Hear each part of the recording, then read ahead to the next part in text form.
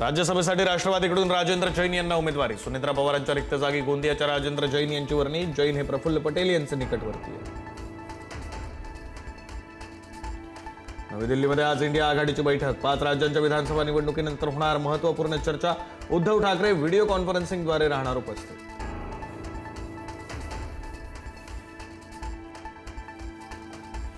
पुण्यामध्ये बंगल्यातील rave party प्रकरणी गुन्हा दाखल। आयोजकांसह तब्बल 78 जणांवर गुन्हा दाखल। पार्टीमध्ये 150 तरुण तरुणी असल्याची माहिती।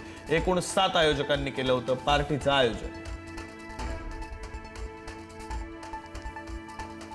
3 महिन्यांमध्ये गॅस सिलेंडर 89 रुपयांनी महागला। इतर देशांच्या तुलनेमध्ये भारतात सिलेंडरचे दर कमीच, केंद्र सरकारचं स्पष्टीकरण।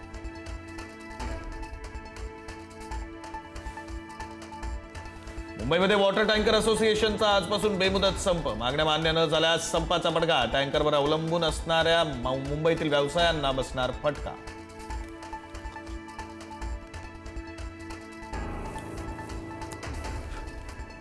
शनिवारी राज्यामध्ये आनंद घनांची आनंद वार्ता। सिंधुदुर्ग जिल्ह्यामध्ये मान्सूनचा प्रवेश। मुंबई पुण्यात मान्सूनची शक्यता।